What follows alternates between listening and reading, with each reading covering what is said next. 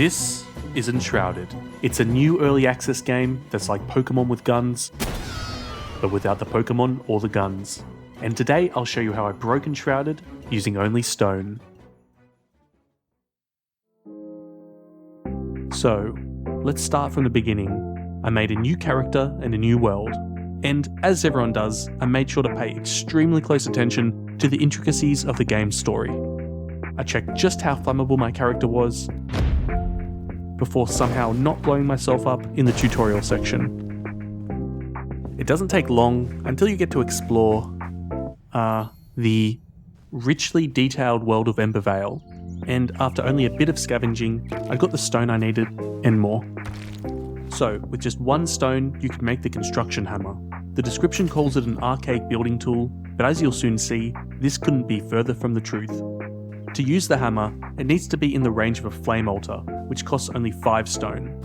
At least at the start of the game, you can have only 2 active altars at once, which is all I'm going to need. I could now wield the construction hammer to effortlessly destroy terrain and quickly get myself a lot more stone.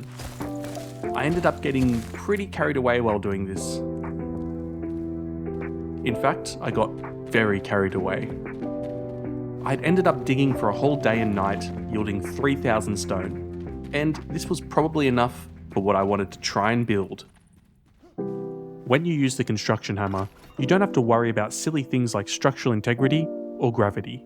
So of course, I wanted to find out just how high you can build in this game. I started building a stone ramp until it left the range of the flame altar. Since I could have 2 flame altars active at the same time, I placed a second altar at the top and removed the bottom one. By repeating this process, I could climb higher and higher. I was making good progress, and it felt like I had enough stone to build into orbit. My biggest issue was that the ramp was quite steep, and sometimes I would just lose momentum and start running downhill. I have to say, falling to your death in this game is so unsatisfying. So when it happens again, and it will, I'll try to make it more exciting for you. Anyway, I respawned back at the flame altar with only some of my items. I went back to ground level to locate the rest, and this was the most I actually played the game properly. I even got myself to level 2, putting me in the elite top 95% of players. And it's also as far as I'm going to get in this video, because eventually I went back up the ramp and realised that my things had been waiting there for me the whole time. My stuff always spawned up here, meaning that I would never need to touch grass again, and I could focus on building the ramp all through the evening, and then into the nighttime. I then decided to do something unheard of by making a corner in the ramp and changing directions. And I was still in disbelief of my own creativity when tragedy struck. Whenever I tried to place another piece of the ramp, it just wouldn't appear. It seemed like I'd hit the limit as to how high you could build. However, my abnormally large Brian noticed that the game still seemed to be using my stone even when nothing was being built. So I thought maybe the ramp was still there, but it was just invisible. So leave a comment below. Did I A, land safely on the invisible ramp, or B, fall very slowly to my death? That's right, I couldn't believe it worked. So I had to keep on building. It was tough trying to place blocks without being able to see them, but at least I found out that the flame altar was still visible. All I could do was try my best to place a few ramps before making a platform for the next altar. The problem was this method wasn't foolproof. And even getting back to my stuff was becoming a challenge.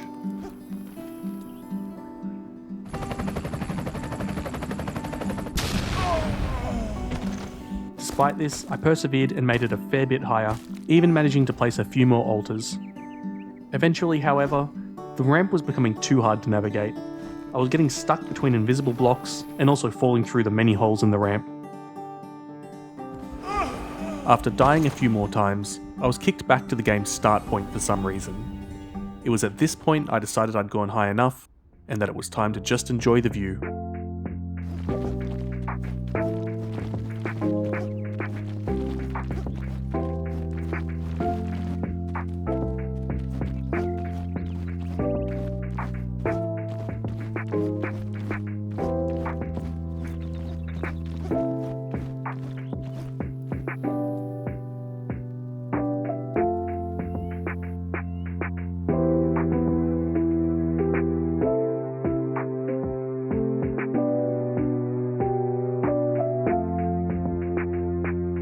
After my rest was over, I went back to where the ground was actually visible.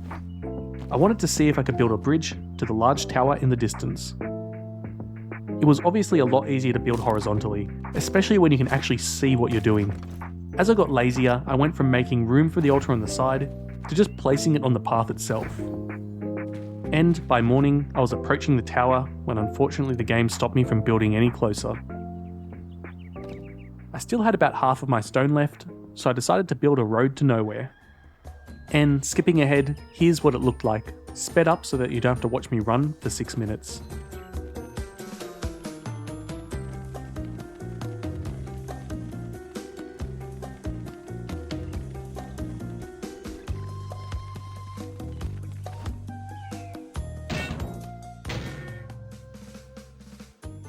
I actually would have been able to reach the mountain, but I hit the edge of the area that's currently playable in early access.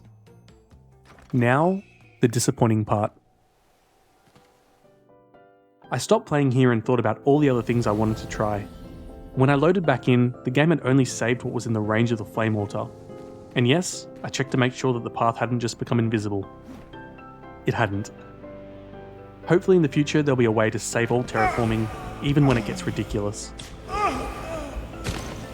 So I'll leave you with one final glitch. I tried to build while falling when my character did this animation, and I again respawned in the starting vault. I couldn't get back to my floating platform, and so I'll leave it there. I think it's time I actually tried to, play the game properly. I reckon I'll really enjoy it, and fingers crossed, maybe I'll even be able to make it to level 3. If you enjoyed this, I normally make videos about Valheim, but I'll definitely cover Enshrouded and other survival games in the future. So let me know what you'd like to see. I'm currently working on a massive Valheim challenge, but I've got a lot of other stuff to take care of before that'll be ready. Anyway, thank you so much for watching. Cheers.